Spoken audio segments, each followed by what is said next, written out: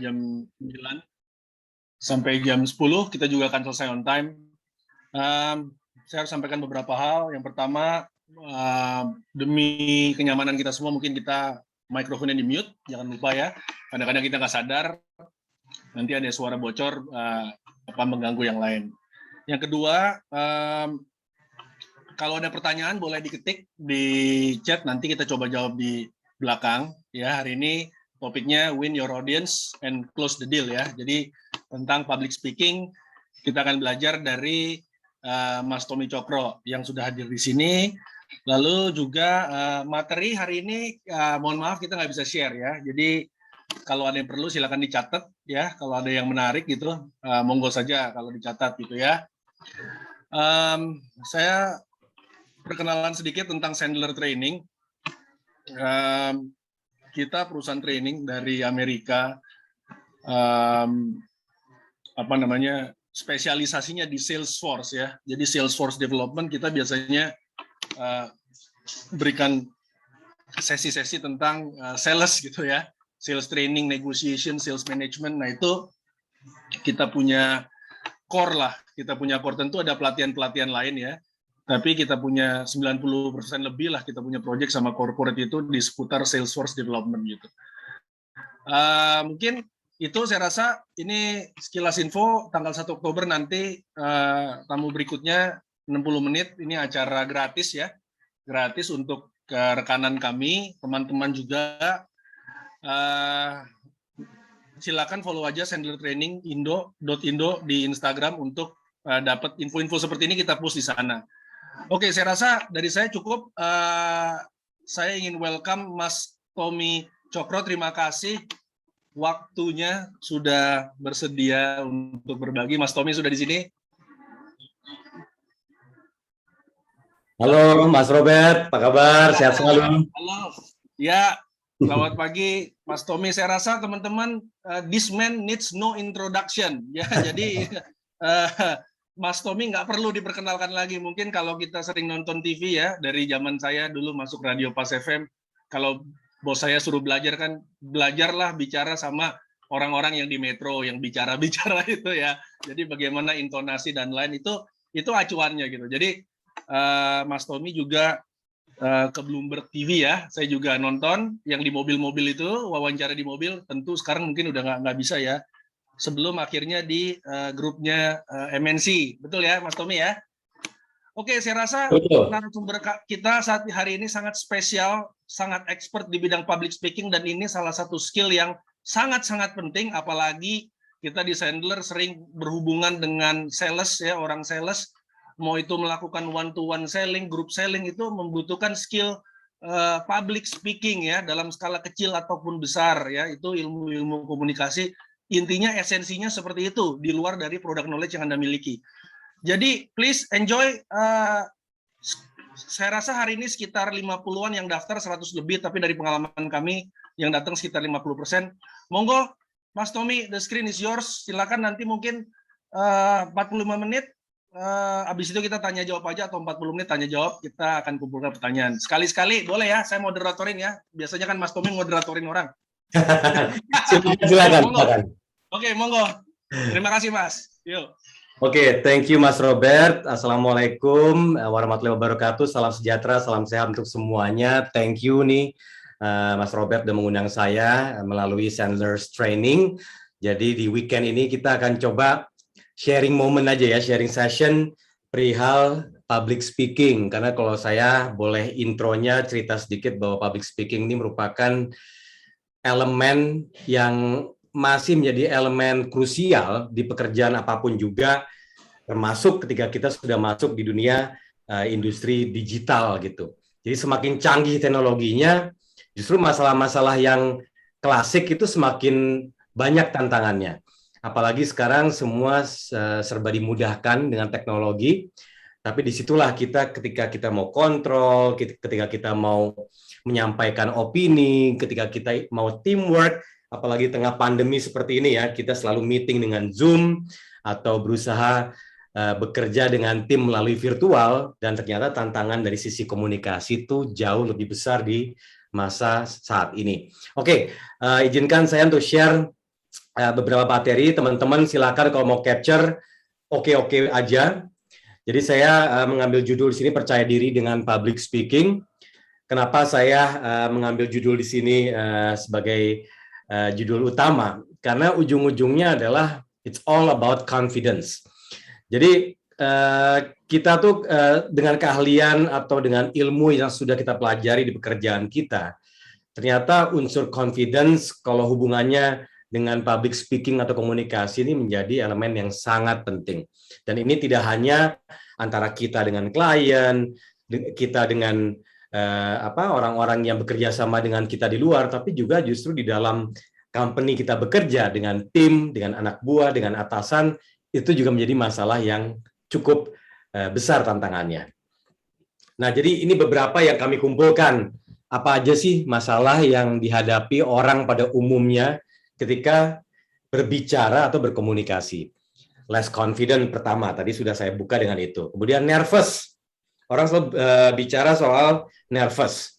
Ketiga adalah fear of eye contact. Kesulitan untuk menatap mata lawan bicara. Keempat, easily distracted. Jadi makin lama makin sulit fokus kita.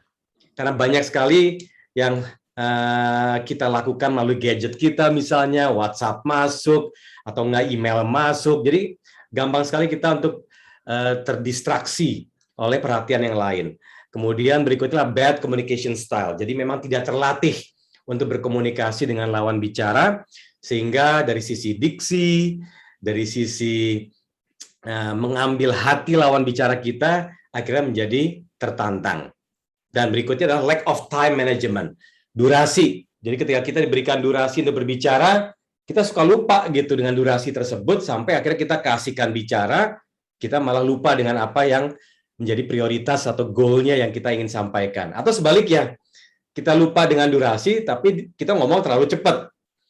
Ngomong terlalu cepat, kita lupa bahwa kita masih punya waktu, dan kita masih bisa memanfaatkan waktu untuk menggali informasi yang ingin kita sampaikan. Dan yang paling basic adalah lack of preparation. Jadi banyak banget ternyata orang-orang meskipun ilmu atau keahliannya tinggi, suka nganggap enteng gitu untuk menghadapi orang lain, tidak perlu menyiapkan diri, padahal apapun yang disiapkan itu sudah memberikan support yang besar untuk kita ketika kita ingin menyampaikan apapun. Ya, ini awal-awal yang ingin kita sampaikan, obstacle-nya di situ. Nah, tadi juga disampaikan oleh Mas Robert bahwa dalam dunia kerja untuk meyakinkan hati orang lain itu sangat penting. Apalagi ketika kita bicara komunikasi, sedikitnya kita komunikasi dengan satu orang. Jadi sudah ada namanya dua arah. Nah, disitulah elemen yang harus kita perhatikan bagaimana cara kita untuk membuat lawan bicara kita itu pertama mengerti, kedua adalah menyerap informasi yang kita sampaikan, ketiga yang paling penting adalah ini yang menjadi target, setuju dengan apa yang kita sampaikan. Jadi ketika kita tidak setuju, kita akan feedback, kita akan kasih namanya sebuah pertanyaan atau lebih dari 2-3 pertanyaan untuk menggali sampai kita mengerti apa yang disampaikan oleh lawan bicara kita. Jadi komunikasi it's not only about speaking, tapi juga mengenai mendengarkan. Oke, saya ingin memberikan video berikut ini sebagai contoh di awal kita. Bagaimana pentingnya komunikasi, dan dari video ini kita sendiri bisa menilai apakah ini masuk dalam kategori komunikasi yang baik. Oke, sebentar. Oke, sudah bisa lihat ya nih ya. Artinya kalau virus corona berhenti, harusnya berhenti. Ya, harusnya berhenti, bahwa corona pun jangan diteruskan, karena ini adalah merupakan bagian virus yang diciptakan. Ya, nanti saya lagi cari biang keladinya siapa. Melalui intelijen daripada kami, ya, sudah Empire Internasional, baik kami bersama dengan intelijen di negara-negara, dan kemudian kami lebih lakukan. Sampai sekarang sudah mau, tadi sudah sampai sedikit, ada yang dibuat, ya. Jadi itu nanti akan merupakan bagian yang saya nunggu hasilnya. Tapi reka itu belum bisa bagaimananya. Saya juga tidak menyebut negara mana, tapi insya Allah bisa diselesaikan juga oleh Sunda Empire. Sunda Empire adalah pemilik daripada bumi. milik dalam negeri perlu melindungi daripada seluruh rakyat, seluruh manusia tanpa kecuali, mau cacat, mau utuh, mau cantik, mau hitam, itu ada. Nah, bisa kita ketahui dari video tersebut gitu ya, bahwa tokoh ini menjadi tokoh yang sangat trending ya. Banyak orang pasti mengenal beliau. Sunda Empire muncul sebagai branding atau sebagai lembaga atau organisasi yang selalu menjadi bahan pembicaraan orang-orang. Nah, di sini akhirnya kita tahu bahwa ya ini bagian dari komunikasi. Bagaimana cara dia berkomunikasi, cara dia membrandingkan dirinya sendiri, bagaimana cara dia mempromosikan lembaga ini sehingga mampu untuk menjadi narasumber. Bayangkan, ini narasumber di beberapa media televisi ataupun media-media digital yang selama berbulan-bulan hingga akhirnya dikenal oleh publik. Itu saktinya komunikasi. Padahal kalau kita dengarkan, apa yang dibicarakan oleh tokoh ini banyak mengundang pertanyaan. Dari sisi keaslian dari organisasi, kemudian kebenaran informasi yang disampaikan, dan yang paling luar biasanya lagi adalah orang ini bisa bersanding dengan politikus, bisa bersanding dengan ahli COVID-19 misalnya. Jadi ini yang menjadi catatan di sini, bahwa dengan komunikasi kita bisa membrandingkan diri kita, padahal apa yang kita sampaikan belum tentu itu merupakan kebenaran atau ilmu yang bisa dipertanggungjawabkan. Nah, ini yang saya ingin sampaikan, pentingnya komunikasi. Makanya orang-orang yang jago komunikasi antara dua hal nih. Komunikasi untuk mencerahkan atau komunikasi yang bisa tidak mencerahkan. Nah, kita pilih yang mencerahkan tentunya.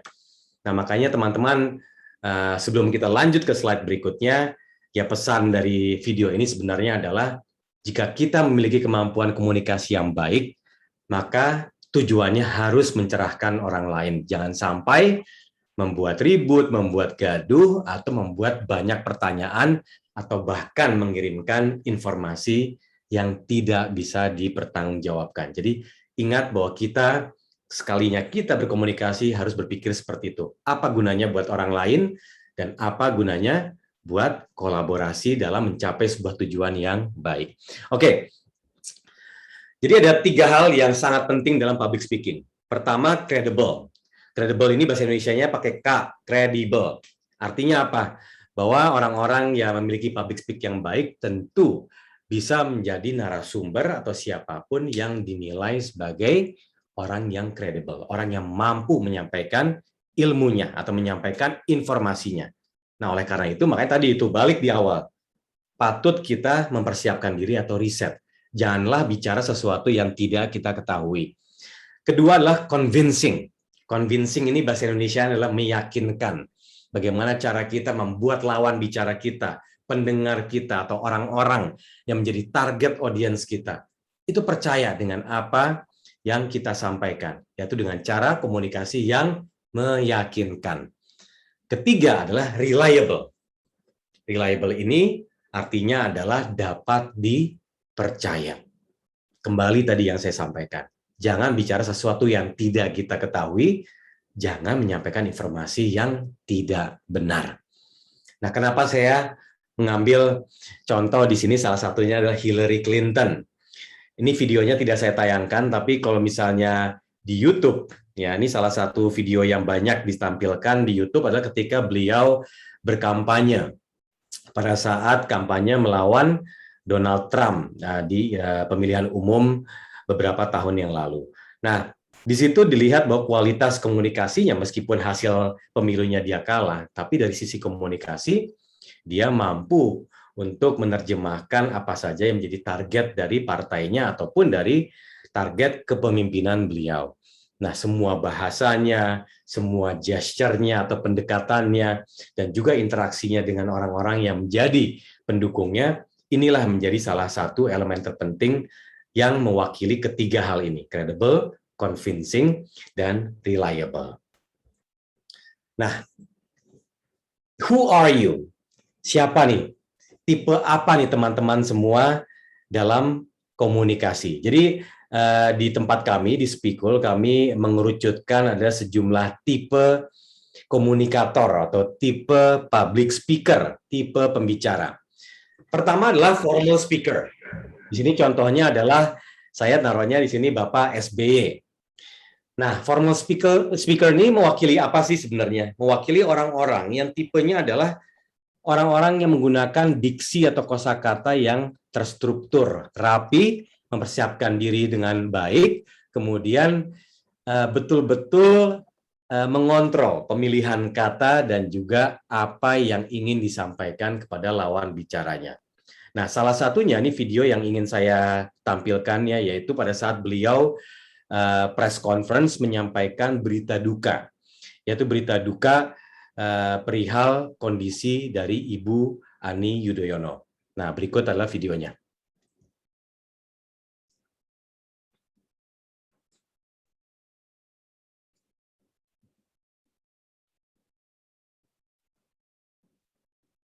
Saya sampaikan kepada para sahabat di tanah air, Ibu Ani mengalami blood cancer atau kanker darah. Dan karenanya harus menjalani pengobatan dan perawatan yang intensif di National University Hospital, Singapura. Atas nama Ibu Ani dan keluarga besar SBY, saya mohon doa dari para sahabat agar Allah Subhanahu wa Ta'ala, Tuhan yang Maha Kuasa, dengan takdir dan kuasanya memberikan kesembuhan kepada istri tercinta Ibu Ani atau Kristiani Herawati binti Sarwo Edi Wibowo.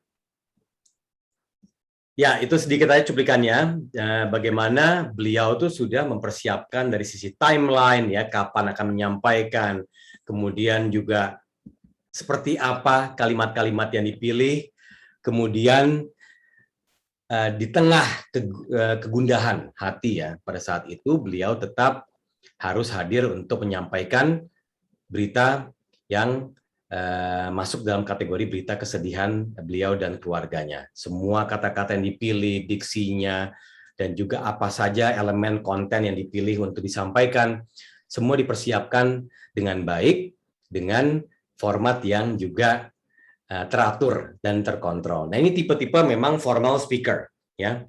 Berikut kedua adalah practical speaker. Nah, ini yang contohnya salah satunya adalah Ibu Susi Pujiastuti.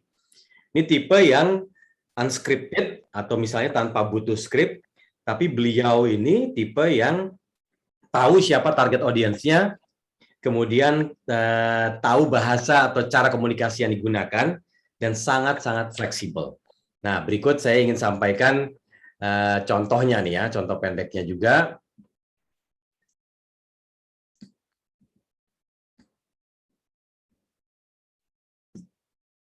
Salah satu yang saya lihat, kalau saya mau mandiri secara utuh di dalam tatanan sosial, saya harus financially independent.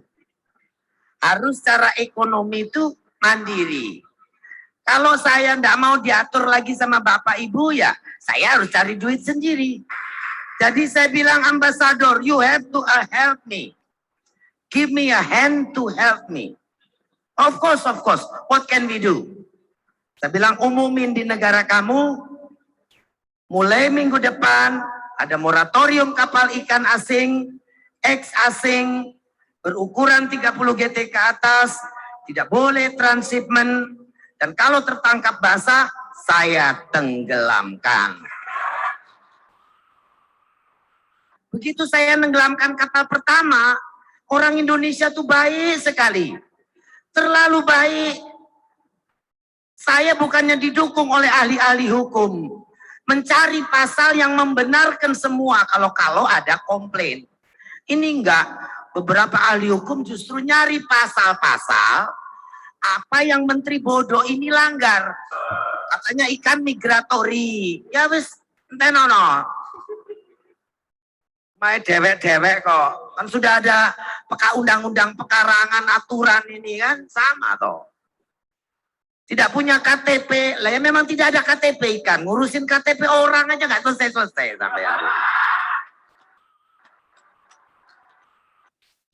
Ya, ini contoh lagi-lagi dalam paparan ini kita nggak membahas mengenai politiknya, tapi lebih dari sisi cara bicaranya. Jadi artinya kalau contoh practical speaker di Susi Pujiastuti ini adalah mewakili bagaimana beliau sangat fleksibel dalam menyampaikan pesannya. Tadi penggunaan bahasa Inggrisnya ada, kemudian sama beliau ditranslate atau diterjemahkan. Kemudian menggunakan bahasa daerah yang bisa orang-orang di situ juga mengerti. Tapi intinya adalah tujuan yang ingin disampaikan itu sampai di audiensnya atau di pesertanya. Jadi kalau misalnya tadi contohnya Susi Pujiastuti gitu ya. Nah, kalau di luar negeri ini practical speaker contohnya adalah Steve Jobs. Ya, orang yang sangat simple, tapi apa yang disampaikan berupa teknologi, gadget ya. Tapi memang dari awal goalnya dia adalah teknologi yang ingin dilahirkan melalui Apple atau melalui iPhone, yang ingin dia sampaikan tuh tidak terlalu banyak mengenai speknya. Tapi apa aja yang bisa kita gunakan melalui gadget ini. Semua bahasanya pun yang digunakan membumi. Jika presentasinya Steve Jobs juga sama tuh. Di slide-nya sangat-sangat sederhana, dan dia menggunakan cuma t-shirt hitam dan juga celana jeans dan juga sepatu sneakers. Sangat sederhana, tapi apa yang disampaikan selalu ditunggu oleh media ataupun peserta yang hadir dalam press conference atau ajang presentasi dari produk Apple. Dan berikutnya oration speaker. Ini tipe berikutnya. Ya, contohnya di sini Barack Obama. Kalau di Indonesia contohnya seperti Bung Karno. Orang-orang yang mampu untuk menyampaikan komunikasinya bahkan dengan satu arah. Ya, orang yang jago pidato, orang yang jago mengambil elemen-elemen bahasa ataupun kosakata yang puitis yang bisa menggugah orang-orang yang mendengarkan. Nah, biasanya orang-orang seperti ini tanpa perlu interaksi atau feedback dari lawan bicaranya sudah cukup mengambil hati audiens yang ada di situ gitu. Makanya oration speaker ini salah satu yang cukup didukung oleh kemampuan kita untuk menghadapi orang banyak, tapi di saat yang sama juga karena kosakatanya banyak, mungkin berasal dari orang-orang yang selalu menjaga pengembangan literasinya dia, jadi rajin membaca, ya, kemudian mengumpulkan quote-quote penting dari sejumlah tokoh di sejarah-sejarah terdahulunya, sehingga juga memberikan referensi bagi orang-orang ini untuk bisa menciptakan sebuah kalimat atau penyampaian yang bisa menggugah orang-orang yang mendengarkan. Jadi Barack Obama ini salah satunya. Bahkan ada joke yang bilang bahwa Barack Obama kalau mau ngomong makan aja udah bikin orang bergetar gitu, karena kualitas suaranya bagus ya, kemudian juga meyakinkan orang, tatapan dia juga melihat orang juga sangat kuat, dan ini juga dimiliki oleh orang-orang seperti Bung Karno. Nah, social speakers, ini beberapa contohnya juga banyak. Ya, ada yang kalau di luar negeri itu seperti contohnya Oprah Winfrey. Kalau di sini kami ambil contoh Ganjar Pranowo. Nah, di sini apa sih yang mewakili social speakers? Yaitu orang-orang yang sudah sangat luwes untuk mendekati lawan bicara, tapi kemudian juga memberikan kesempatan bagi lawan bicaranya untuk menyampaikan opini mereka. Jadi interaksi ini menjadi elemen terpenting dari seorang social speakers. Nah, gaya-gaya seperti ini itu gaya-gaya yang atau style yang efektif ketika kita ingin berkampanye juga ya. Ketika datang ke dapil, datang ke wilayah, berkomunikasi dengan orang di sekitar, tidak berjarak, tapi juga memberikan waktu mereka untuk bercurhat misalnya, didengarkan, kemudian kita jawab. Nah, social speakers ini salah satu elemen yang menjadi fokus utama dari tipe-tipe yang kami kerucutkan. Nah, kita masuk di berikutnya, classic problem, nervous. Saya kalau misalnya berhadapan dengan orang yang banyak bawaannya deg-degan misalnya, atau saya ketika berbicara di panggung, saya langsung terbata-bata atau banyak a e. Atau bahkan ketika saya diminta atasan saya untuk presentasi, apa yang saya siapkan tiba-tiba di menit pertama hilang di kepala. Semua bermuara satu hal, nervous. Tapi pertanyaannya adalah, apakah nervous ini harus kita hilangkan? Jawabannya kalau kami dari Spikul, jawabannya tidak. Jangan sampai nervous itu hilang dari diri kita. Kenapa gitu? Nervous ini yang menentukan kita sebagai makhluk sosial seberapa besar pedulinya sama orang lain sebenarnya. Kenapa sih manusia itu nervous? Ya karena kita peduli dengan persepsinya dia gitu, persepsinya lawan bicara dia. Nah, makanya orang nervous tuh banyak mikir, wah, ini saya siap nggak ya? Wah, saya ngomongnya bener nggak ya? Bahasa yang saya gunakan bagus nggak ya? Suara saya kedengeran nggak ya? Orang lain ini ngerti nggak ya apa yang saya bicarakan? Nah, pikiran-pikiran ini adalah sesuatu yang sebenarnya penting buat kita sebagai seorang public speaker, betul kan? Jadi elemen kita untuk bisa membuat orang tuh senang, puas, atau mengerti, atau bahkan mendengarkan apa yang kita bicarakan, itu sebenarnya target seorang public speaker. Nah, jadi jawabannya kembali, apakah nervous itu harus dihilangkan? Jawabannya tidak. Nervous itu harus dikendalikan. Jangan sampai hilang. Karena kalau nervous hilang, umumnya adalah orang-orang yang sudah bawaannya sombong. Ya, datang nggak perlu baca-baca lagi. Yang penting ya udah, gua pede aja deh gitu. Saya sudah pede, sudah percaya diri menghadapi orang lain. Sehingga saya tidak perlu mempersiapkan diri. Nganggap enteng. Saya tidak perlu belajar siapa orang-orang yang hadir di situ. Itu juga nganggap enteng namanya. Nah, orang-orang yang seperti ini, umumnya adalah orang-orang yang justru jam terbangnya tinggi. Orang-orang yang ilmunya tinggi. Sehingga kadang-kadang sudah tidak peduli dengan persepsi orang lain. Nah, ini bahaya. Karena yang kita butuhkan adalah persepsi sebenarnya. Brand kita itu tidak penting ketika kita ilmu kita tinggi atau enggak. Setinggi-tinggi ilmu, kalau kita tidak bisa menerjemahkan itu untuk orang lain, maka itu akan menjadi sesuatu yang tidak produktif. Betul ya teman-teman ya. Jadi bagi kami, nervous ini jangan sampai dihilang, tapi dirawat, dibina, dikontrol, sampai akhirnya kita memiliki tingkat pengendalian diri yang baik. Nah, coba kita lihat video berikut ya. Ini salah satu orang yang mungkin mewakili kata nervous.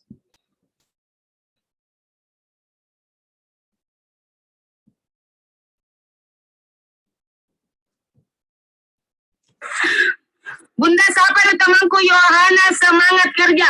Halo sayang Yohana, semangat kita bekerja guys ya. Bunda Ella Menyemangatimu. Sini saya kok susah. Menyemangatimu. Bunda Ella menyengamatita. Miriki Lisa Blackpink. Oh, thank you sayang, Tifa Shop, thank you. Ya, ini contoh ekstrim aja ya teman-teman ya. Bukan berarti saya memilih ini karena lucu aja, tapi sebenarnya ini salah satu yang mewakili kata nervous. Dan jangan salah, hal ini juga dialami oleh salah satu tokoh penting di negeri ini, yaitu seorang menteri ketika diwawancara di sebuah acara talk show, tiba-tiba karena nervous, ada satu kata yang membuat beliau itu mengulang terus, tapi tidak nemu gitu cara mengucapkan yang benar seperti apa. Jadi artinya apa? Nervous ini kadang-kadang datangnya nggak diundang gitu ya. Bisa datang di awal-awal, bisa datang di tengah-tengah, tahu-tahu hilang gitu konsentrasi kita dengan apa yang ingin kita sampaikan. Jadi teman-teman, ingat bahwa yang namanya nervous ini memang dari awal harus kita sepakati bahwa perlu kita rawat aja gitu. Kita sudah siap dengan kata nervous. Nah, cara menghandle atau mengontrol atau mengendalikan diri untuk nervous, pertama adalah latihan napas. Jadi latihan napas ini basic banget, banyak sekali pemanasan ya. Ketika kita olahraga juga melakukan hal yang sama. Nah, hal ini juga dilakukan oleh kita sebelum kita berbicara dengan siapapun juga, atau ketika kita mau presentasi, menghadapi audiens yang banyak. Salah satunya latihan napas. Caranya gimana? Gampang. Jadi tarik napas dalam, ya, di lubang kiri misalnya. kemudian buang di lubang kanan. Tarik napas dalam lagi lewat lubang kanan, kemudian buang di lubang kiri.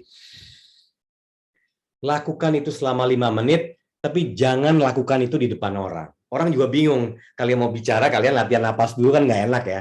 Jadi latihannya bisa di WC, bisa juga di sebuah ruangan sendiri ketika sendirian. Pokoknya latihan napas hanya untuk membuat napas kalian lebih panjang. Kenapa latihan napas? Karena umumnya orang nervous, napasnya tuh pendek. Kita nggak bisa kontrol peredaran informasi dari kepala menuju mulut, dan kita bawaannya akhirnya jadi, kalau bahasa Jawanya tuh gelagapan. Kalau bahasa Indonesia yang bakunya terbata-bata. Ya. Kedua adalah stretching. Stretching ini basic juga. Kadang-kadang orang menganggap enteng soal stretching, padahal ketika kita nervous, itu semua kaku. Semua kaku. Badan, kepala. Jadi kita tarik misalnya ya, kita tarik kepala kita sampai terasa di otot ini terasa betul-betul kencang. Napas. Buang napas, ganti lagi di satunya lagi. Tarik napas lagi. Pokoknya sampai nariknya kerasa di sini. Kemudian ke bawah juga sama. Terasa di belakang. Napas, kemudian ke atas. Napas juga. Kemudian paling terakhir adalah ini. Ke depan tapi ke kanan. Napas juga, ke depan ke kiri, napas juga. Ya, kemudian juga tangan bisa kita stretch. Yang kiri, pokoknya kita buat sampai serileks mungkin. Ketiga adalah lion face. Ini juga sama, ketika kita nervous itu, kadang-kadang kita nggak ngontrol ekspresi muka kita.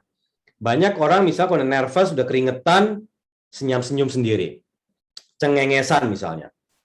Atau tegang tuh melotot-melotot. Ngomong dengan tempo yang udah cepat, akhirnya ngomongnya kencang-kencang misalnya, keras-keras. Kita tidak mengontrol cara kita berkomunikasi. Nah, lion face ini salah satu untuk mengontrol, untuk merenggangkan otot wajah kita. Kenapa lion face? Kalau bahasa Indonesianya, wajah singa. Wajah singa lagi ngapain? Lagi mengaum. Nah, oleh karena itu kita coba sekarang mengucapkan huruf vokal A, I, U, E, O, tapi dengan membuka mulut selebar mungkin, se-ekstrim mungkin. Ya, A, I, U, E, O. Nggak usah khawatir dengan wajah kalian, buka selebar mungkin, sejelek mungkin. A, I, U, E, O. Tapi jangan lakukan itu di depan orang lain. Ke ruangan sendiri, ke WC, ke toilet, kalian stretching lion face. Dan yang keempat, yang terakhir, ini yang selalu dilupakan. Banyak orang merasa nervous ketika langsung hadir di sebuah atmosfer yang asing buat dirinya. Contoh misalnya diundang ke kampus, atau enggak diundang untuk presentasi di sebuah ruangan meeting, yang hadir adalah atasan-atasan atau direktur misalnya, atau yang datang adalah klien. Kita tidak sempat datang ke ruang meetingnya, kita langsung datang on time, datang ke ruangan, kita belum sempat untuk mengenal atmosfer di situ.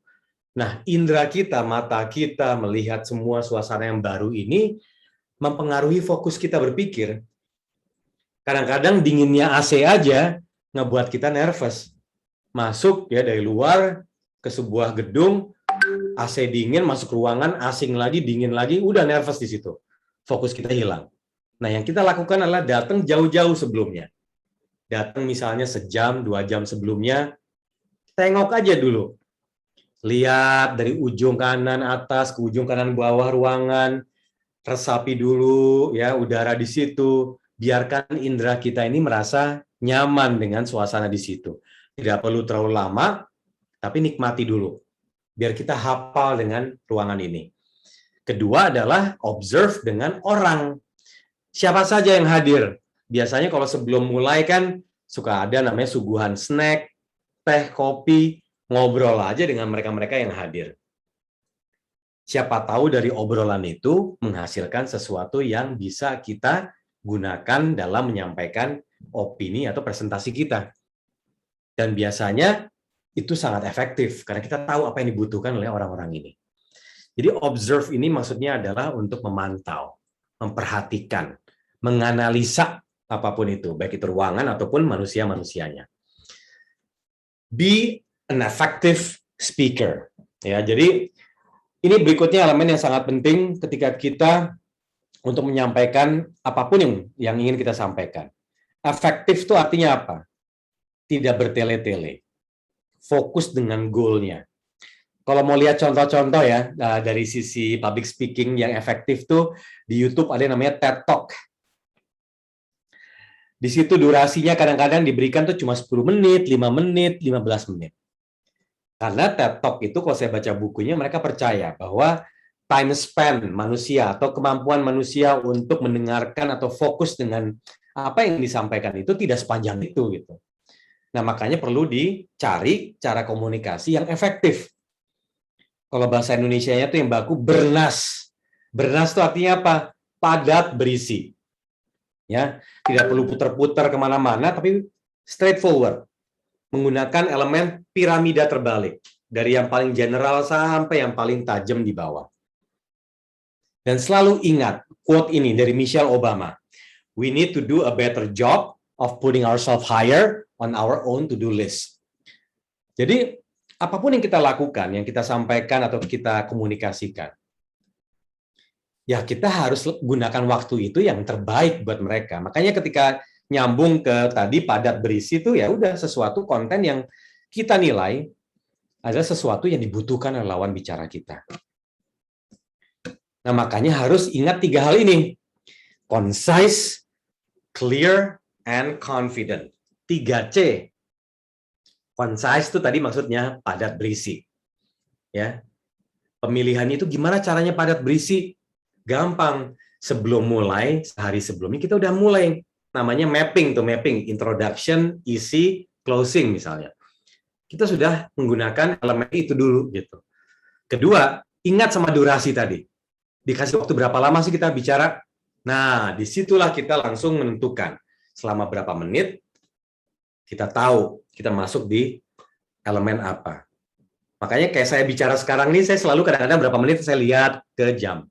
Gitu ya. Saya ngelihat waktunya. Kemudian kedua ada clear. Ingat bahwa persepsi manusia itu sangat tergantung dari cara kita komunikasi. Nah, berkomunikasi itu didukung oleh cara kita untuk melatih menyampaikan sesuatu itu dengan baik. Nah, orang-orang yang rajin membaca misalnya, biasanya adalah orang-orang yang sanggup untuk menyusun storytelling yang baik. Dan ini kalau misalnya rajin membaca, nggak perlu milih-milih koran aja, enggak. Apapun yang kita baca, itu melatih cara kita untuk bercerita, storytelling.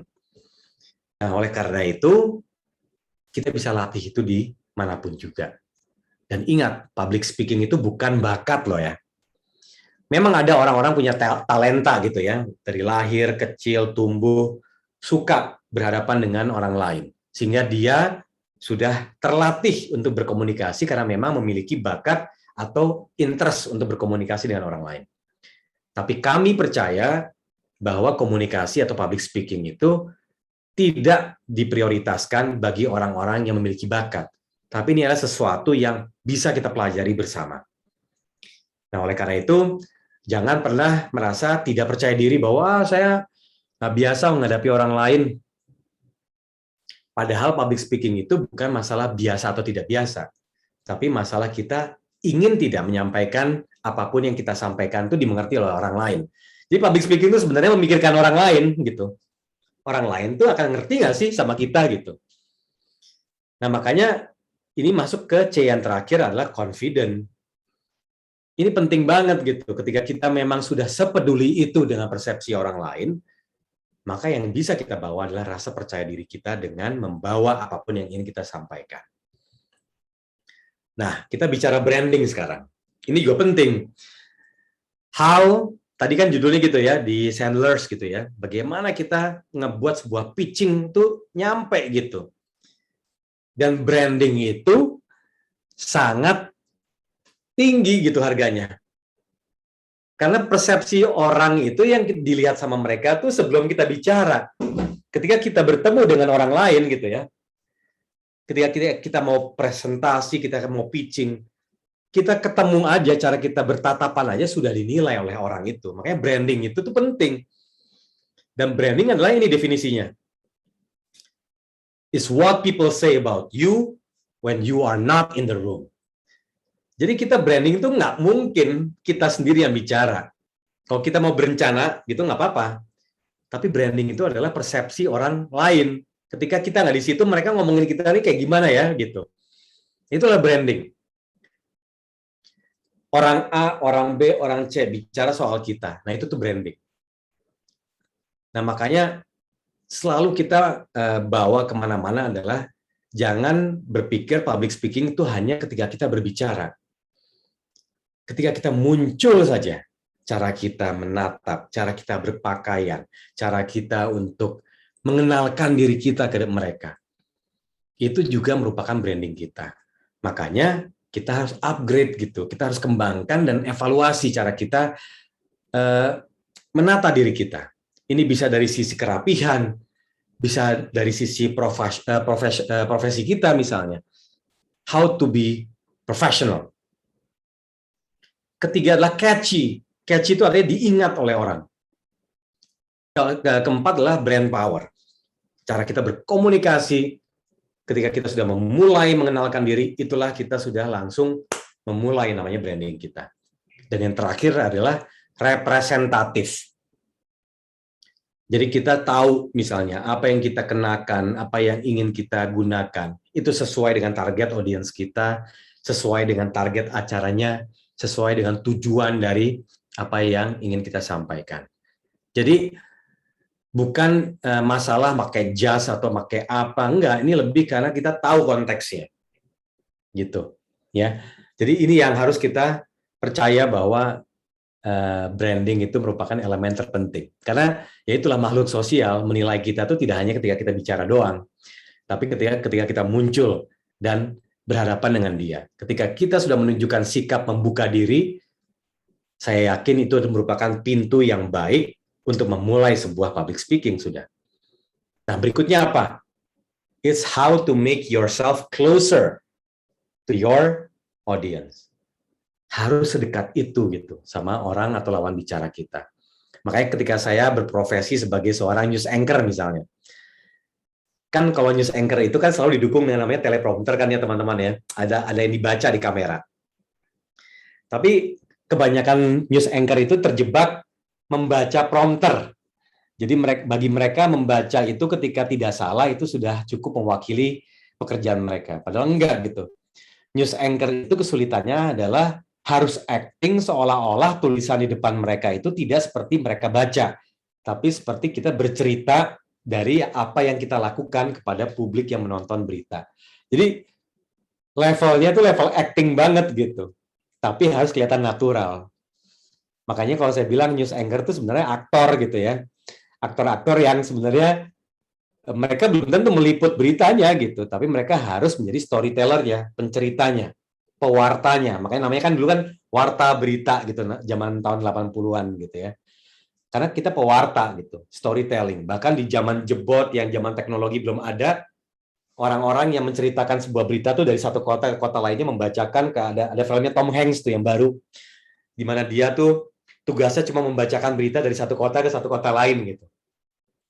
Dan itu adalah seorang pewarta, seorang storyteller. Nah, public speaking itu seperti itu. Bagaimana kita mampu mempengaruhi atau membuat persepsi orang itu percaya dengan apa yang kita sampaikan. Oleh karena itu, dan ini yang sangat penting juga. Pertama adalah be genuine. Be genuine itu artinya be yourself.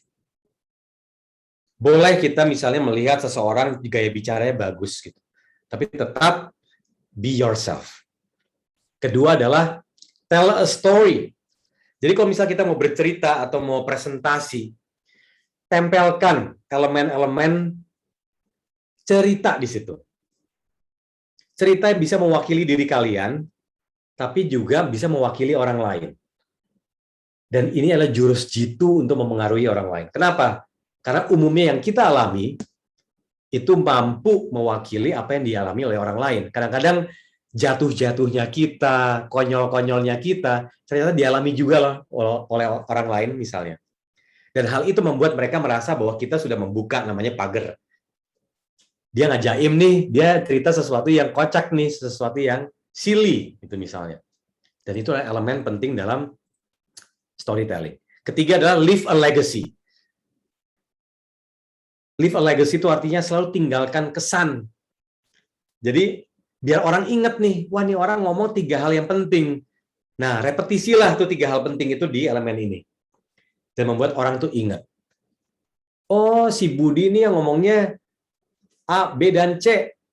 Oh, saya ketemu sama Bu Irma kemarin, dia ngomongnya A, B, dan C. Jadi, orang selalu ingat itu. Nah, ini mungkin nih karena sudah 9.45, aku membuka untuk Q&A. Mas Robert silakan bisa memandu untuk Q&A-nya. Dan bisa tanya apa saja, dan mudah-mudahan saya bisa menjawab semuanya. Thank you.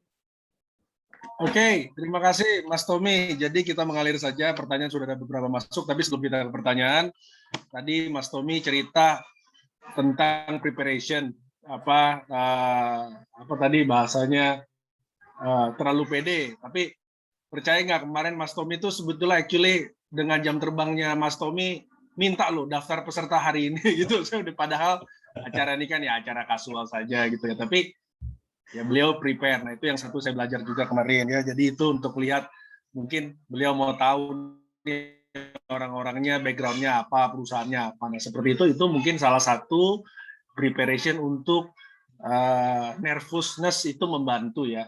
Oke, mungkin tapi sebelum ke pertanyaan, Mas Tommy tadi singgung-singgung spikul, boleh cerita nggak? Spikul itu apa? Jadi spikul itu sebenarnya mimpi dari saya dan teman-teman jurnalis juga nih, Mas Robert. Jadi lagi ngobrol-ngobrol apa sih yang terjadi saat ini ketika kita memang sudah bertahun-tahun menghadapi narasumber, karena narasumber di dunia jurnalistik kan macam-macam ya profilnya. Dan itu membuat kita nih jadi belajar gitu karakter orang ketika bercerita. Wartawan ketika mengambil esensi berita dari seorang narasumber tuh memang sangat tergantung dengan apa yang disampaikan oleh mereka gitu. Nah, akhirnya kita mengerucut ke masalahnya ternyata makin lama makin banyak nih dengan adanya digital ya. Kemudian bagaimana para pejabat atau para CEO, para direktur berkomunikasi lewat sosmed misalnya. Itu salah satu concern utama dari saya dan teman-teman. Sampai akhirnya yuk kita buat sesuatu tapi mewakili dari cerita teman-teman ketika mereka bekerja sebagai jurnalis. Akhirnya saya, kemudian dengan Clara, ada Iman Syafei, ada Riri, kemudian ngajak teman-teman jurnalis lainnya untuk bergabung dan membentuklah Spikul gitu. Jadi Spikul ini artinya satu pikul, kita pikul bareng-bareng untuk menjadi teman yang bisa sharing knowledge perihal public speaking yang efektif dan juga dalam berkomunikasi. Itu sih cerita pendeknya, Mas Robert. Ya, mungkin kita bisa merasakan lah teman-teman yang sering ikut acara 60 menit Sandler nih, kalau dengar Mas Tommy bicara kan memang beda lah kualitas news anchor gitu ya. Jadi mungkin kalau yang mau tahu lebih dalam tentang public speaking ya boleh lah kontak ke Spikul gitu ya. Mungkin ada teman-temannya Mas Tommy di sana. Oke. Thank you, Mas Robert. Kita ke pertanyaan. Yang pertama saya ke Mbak Bunga dulu ya. Mas Tom Cok. Wah, sering ikut Instagram. Nanya, mungkin Mbak Bunga masih ini nggak? Langsung aja deh bicara gimana? Daripada saya bacain, saya lebih gitu. Mbak Bunga ada? Oke. Monggo. Langsung aja. Oke, selamat pagi, Mas Tomco. Ya. Pagi.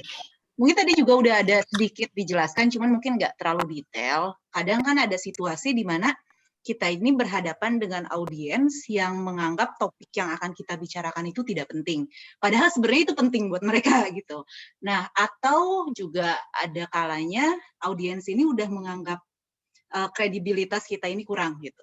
Nah, di situ bagaimana ada tips nggak sih untuk tetap bisa grab attention mereka gitu. Kadang kan ketika kita jelaskan terhadap audiens yang seperti itu, mereka akan sibuk dengan gadgetnya dan lain sebagainya gitu.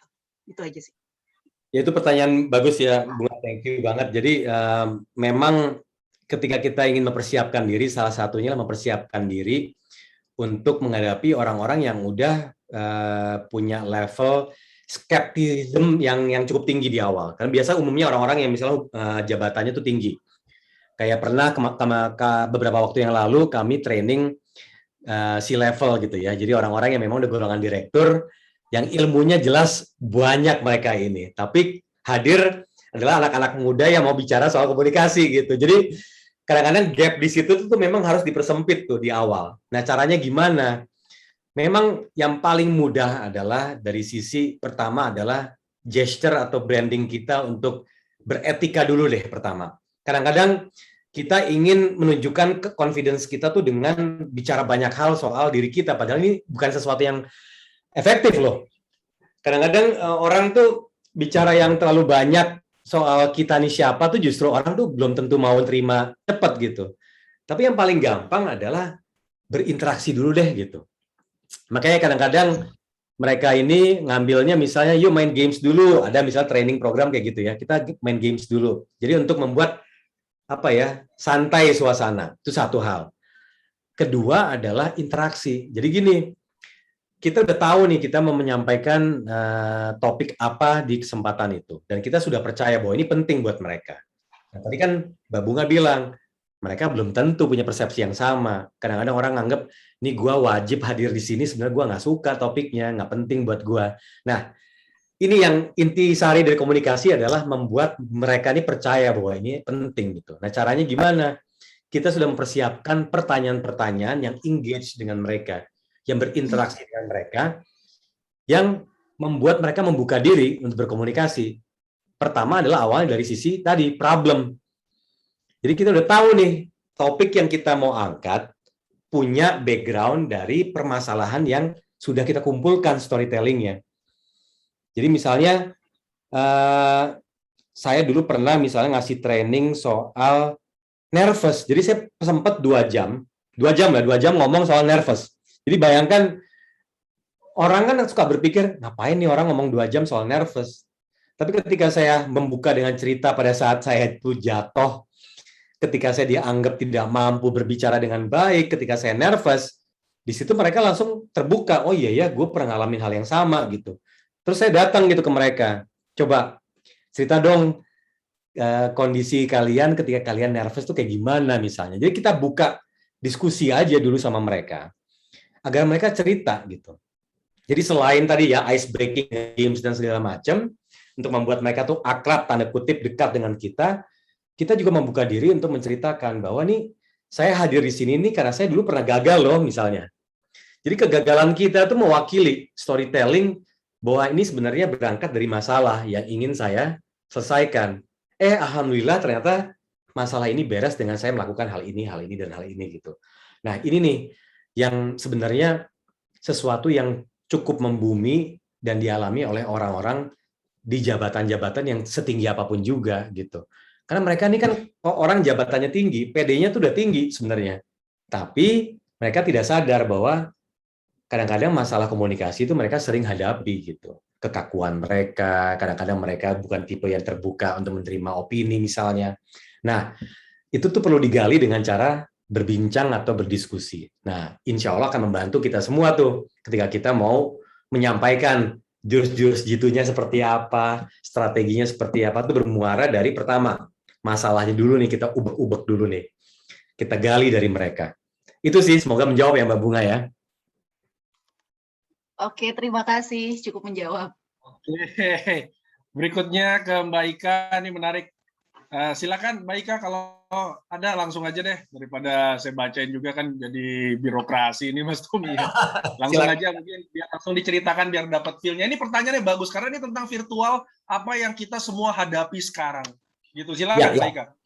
Terima kasih Pak Robert atas kesempatannya. Selamat pagi Mas Tommy, terima kasih sharingnya insightful sekali.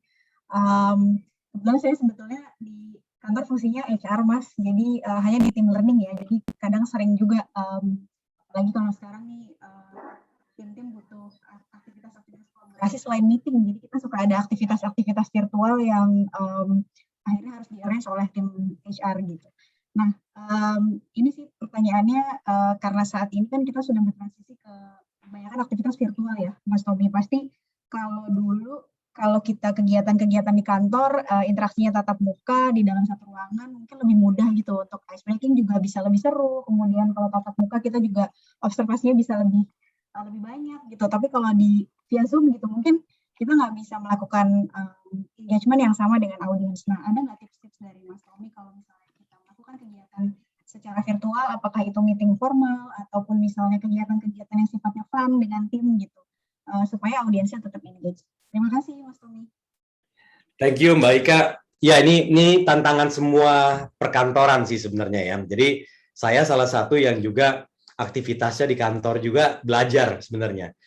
Dari pandemi di awal-awal sampai sekarang tuh banyak sekali tuh revisi atau perubahan atau bahkan kultur untuk melakukan meeting doang gitu ya. Meeting dulu nih. Ini belum bicara training nih, masih meeting gitu. Jadi kalau di company-company atau perusahaan besar tuh memang SOP-nya makin lama makin ketat tuh. Ketat tuh dalam arti apa? Pertama nih, yang paling simple adalah soal miking ya. So, misalnya mute dan unmute misalnya, itu satu. Kedua, wajib kamera on tuh. Kalau di perusahaan tempatku tuh harus on. Jadi nggak boleh sama sekali pakai di close gitu videonya. Biar semua kelihatan muka-mukanya.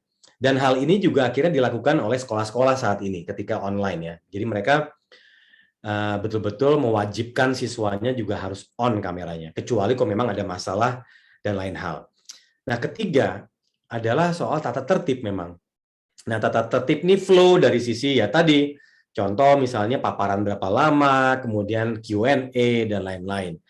Nah, pertanyaan yang tersulit tadi tuh, bagaimana caranya membuat engagement itu tinggi.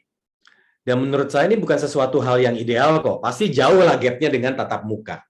Bahkan saya di bagian training aja, ketika harus menghadapi klien tuh banyak klien yang masih, Mas bisa nggak tatap muka gitu. Sementara kami kan harus bertanggung jawab juga gitu ya dengan kondisi klien gitu. Makanya diskusi ini bahkan bisa panjang banget hanya untuk bisa meyakinkan klien untuk tahu bahwa memang pilihan virtual ini menjadi pilihan yang prioritas. Tapi engagement levelnya coba yuk kita bicarakan bagaimana cara untuk membuat lebih dekat lagi gitu. Pertama yang paling gampang adalah durasi. Durasi itu memang nggak bisa panjang-panjang Mbak Ika. Beda sama tatap muka. Kita nggak bisa bicara soal games yang level keseruannya tuh sama dengan tatap muka. Tapi sekarang games itu sudah ada di virtual yang bisa membuat orang tuh ikutan semua gitu. Dan ini saya pelajari di salah satu ajang vaksinasi bahkan. Itu lucu banget deh. Jadi orang antri itu bosen kan ya. Panjang antreannya gitu. Mereka tertib. Ini salah satu program vaksinasi yang saya lakukan pada saat di tahun pertama tuh sama kementerian pada saat itu. Dan mereka betul-betul cara manajemen stylenya keren banget. Tapi engagementnya caranya gimana? Jadi ada games virtual yang online yang bisa diikuti oleh pesertanya. Bisa bentuknya survei, jadi kita ngasih pertanyaan, terus kita lihat jawabannya dari peserta tuh kayak gimana misalnya, terus kita lihat siapa paling cepat menjawab, itu dapat hadiah gitu ya. Jadi ngebuat keseruan itu ada gitu. Atau misal kuis, jadi kita setelah ngasih paparan, ada kuisnya, nanti pemenangnya dapat hadiah juga gitu. Jadi hal-hal kayak gitu tuh penting menurut aku untuk juga bisa menjadi elemen juga untuk membuat orang-orang tuh tetap oke, stay tune. Nah, kedua dari kita sebagai seorang speaker. Kalau nggak tahu nih teman-teman menyadari atau tidak, saya dari tadi kan ngeliatnya ke kamera gitu kan ya. Padahal saya pengen tuh setiap berapa detik tuh ngeliat muka teman-teman juga gitu, pengen tahu gitu ya, kenalan secara jarak jauh gitu. Tapi kalau saya fokus sama muka teman-teman, mata saya nggak ngeliat ke kamera ini gitu. Iya kan? Jadi saya harus acting seolah-olah saya bicara dengan teman-teman gitu. Jadi saya ngeliatnya ke kamera. Nah, upayakan itu dilakukan ketika kita berbicara. Karena kadang-kadang jarak antara kita dengan kamera atau misal posisi kamera itu kan nggak centering ya. Tapi kalau kita ngeliat ini, saya kalau ngeliat Mbak Ika itu ngeliatnya ke sini mata saya, nggak ngeliat ke kamera gitu. Nah, teman-teman udah mulai nih terlatih. Oke, ketika saya bicara, saya ngeliatnya ke kamera. Jadi seolah-olah nih saya menatap dirimu gitu istilahnya. Nah, kenapa kok kayak sepele tapi penting gitu? Karena memang itu cuma itu yang bisa kita lakukan untuk menunjukkan kedekatan kita dengan waktu yang sangat terbatas ini gitu. Dan juga saya pelajari juga berproses, nggak biasa saya juga. Kadang-kadang tuh ya udah lupa lagi, oh iya ya, lihat apa evaluasi dari rekaman juga saya lihat, oh mata saya masih kurang sering lihat kamera. Nah, itu harus sering dilatih. Nah, yang terakhir adalah yaitu selalu berinteraksi. Ini contohnya seperti yang kita lakukan sekarang, Q&A ini penting. Kadang-kadang live IG, ataupun Zoom, ataupun format-format dari platform yang lain tuh membuat kita lupa untuk membaca yang namanya pertanyaan, atau misalnya memberikan kesempatan bagi teman-teman bertanya. Karena lagi-lagi, interaksi kita kan terbatas ya di virtual. Nah, makanya kita perbanyak dengan cara seperti ini. Begitu, Mbak Ika.